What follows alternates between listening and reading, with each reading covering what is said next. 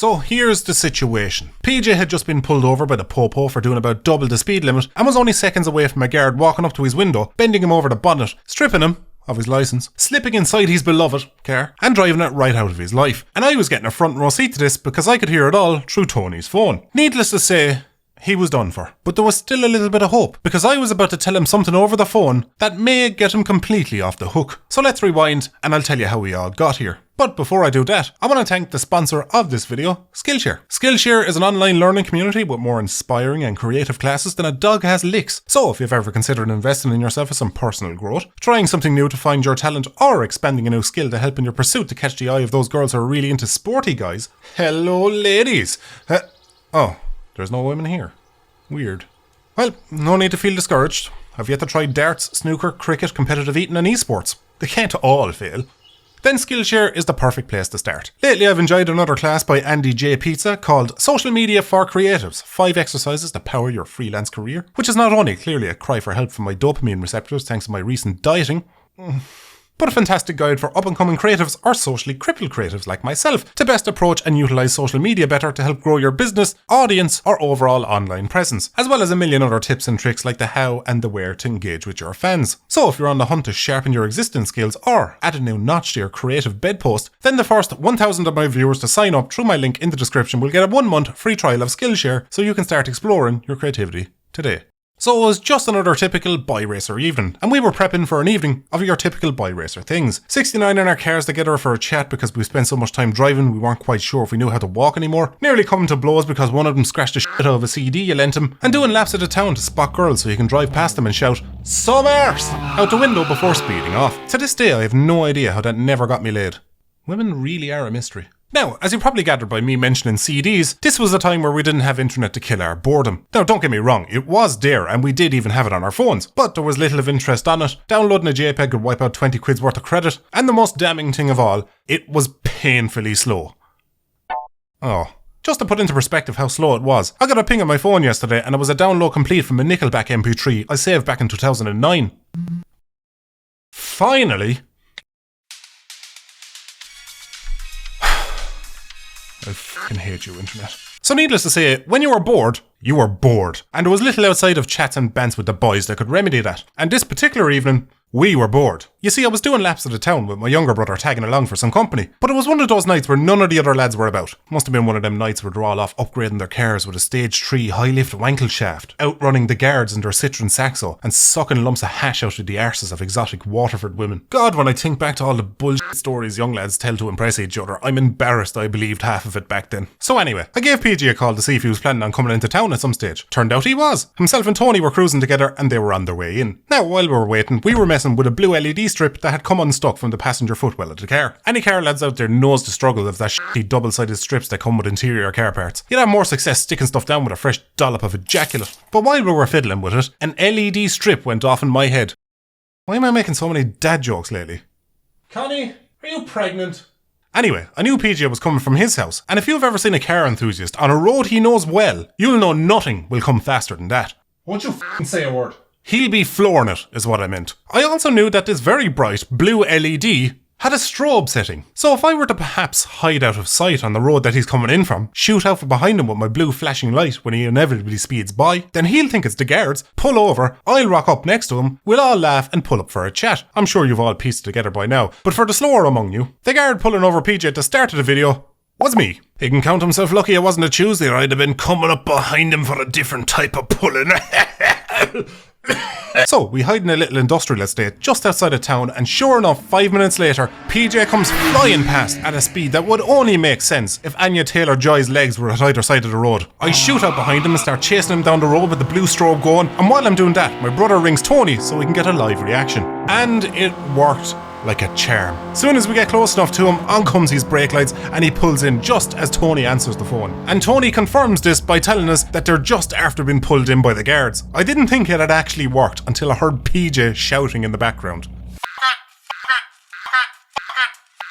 I nearly conceived my own spleen, I was laughing that hard. But I'd never heard such silence when my brother says, "Jesus, that's hilarious, lads, because we've a blue strobe light here and we're after pulling over a pair of pricks in a Glanza." All we got back was, "A pair of And they took off. We met up in a car park, and of course I was in hysterics. But PJ wasn't laughing, not even so much as a smile. All I got was a silent glare as he booted Tony out of his car and drove away. It rattled him so bad that he wouldn't speak to me for 3 days after it, which I thought at the time was a little bit of an extreme reaction. It's very unlike PJ to throw a strap over something like that, but I thought nothing of it after that. Until years later, I got the full story. The reason he reacted like that was because on that particular night, he didn't have anything on his car. He had no full licensed driver with him, no tax, no NCT, and if a guard was to dig a little deeper, he discovered that his car was insured as a normal Starlet, not a 1.3 turbo Glanza. So if that was a guard that night, he would have had the book thrown at him. Quite frankly, if that was me in this situation, I would have offered to guard up my firstborn, one of my kidneys, and a long weekend with my missus just to get out of it. I say that because I know what that fear is like. Because funnily enough, I was in a very similar situation before. Only for me, it was in fact a guard.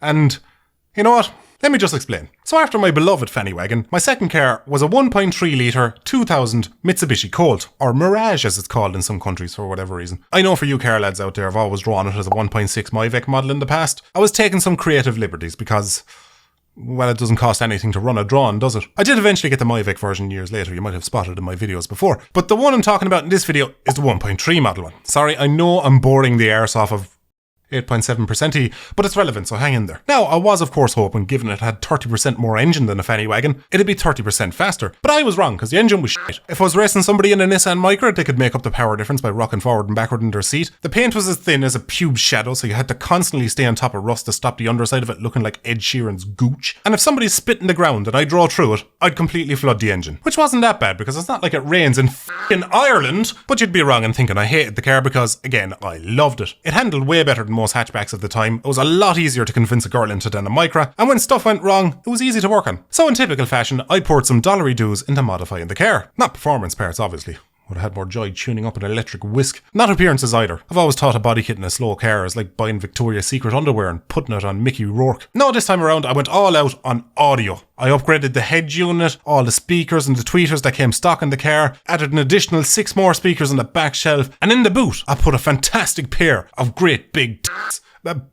Force of habit. I mean, a fantastic pair of 1000 watt each subwoofers and some reinforcements and some lights and some bocce trim to go along with it. The sound out of it was unreal. All added up was about 6000 watts of throbbing audio for your ear holes. Bass out of it would rattle your fillings loose. If I turned it up more than the halfway while driving, I couldn't see anything behind me in the rear view because it was shaking so much. And anytime I give a woman a lift, I'd have to go at the seats with a hairdryer. But enough about the details. All you gotta know is that it cost way more than I can afford, and it made the back of the car quite heavy. So one day I was driving into town, came around a bend, and what do I see before me? Only a guarded checkpoint. Not usually a problem for me, given I live in Ireland and I'm white, but it was a problem this time, because you see, younger Ducky didn't make smart decisions with money. No, younger Ducky had recently spent every last red cent he had on a sound system that he couldn't afford, and that came at a cost. And that cost was every single thing you need to display in your car window to be legally allowed to drive. My tax was out by a few months, my NCT was out even longer. I did have insurance.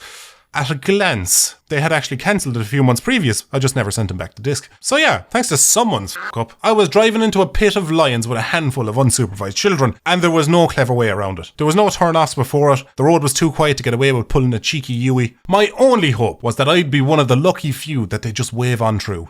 So that didn't happen, and the next thing I know, I'm pulled in where they beckoned me to stop. And I've just accepted it at this point now. There was no way I was going to be able to sweet talk my way out of this situation. I was looking at fines, my car being impounded, and losing my license for a couple of years. That extreme. So the guard starts off by checking my front and rear tyres before walking up to the window and adding to the list of offences by saying, "The inside of your rear tyres are bald. You might want to get that looked at. They shouldn't wear unevenly like that." And I say, no, that's just the weight of the sound system in the back. Causes the wheels to wear quicker on the inside. Sound system? She says. Well, let's have a look at it then. So I was like, sure, and wandered back and popped open the boot to reveal the sound system. And she is blown away by it. Wow, that's mad looking. I can see what you mean by it weighing you down.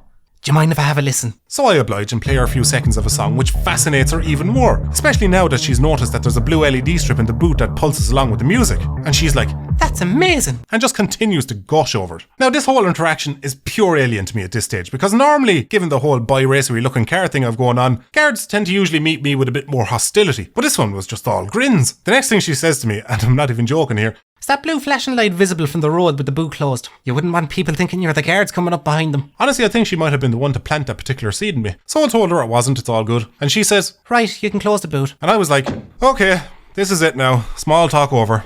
Time for her to check my paperwork, look at my window, and then sit me into the back of her squad car. So I sat back into my car and she walks up to the window and says, Right, get them tyres sorted, you will, good man. Have a good day. and walks off and leaves me to my business. She was so distracted by the sound system, she had completely forgotten to check my details. She didn't even look for my licence. I had somehow gotten through a Garda checkpoint with nothing to my name. And I know they were definitely checking because rather hilariously, that evening Tony was in bad form, and when I asked him what was wrong, he told me he was done for not having NCT at the exact same checkpoint. So the moral of the story is always... No, never... Guess there wasn't actually a message in here outside of be lucky. Editing Ducky, I'm going to need an out here. Yeah, that doesn't actually help me here. And I don't think it actually makes a difference to the video either these days. Share the video. You do know Skynet controls video views these days, right? You might as well ask them to write down the link of the video on a piece of paper and post it to Helen Keller for all the good that'll do. Oh, it's good enough.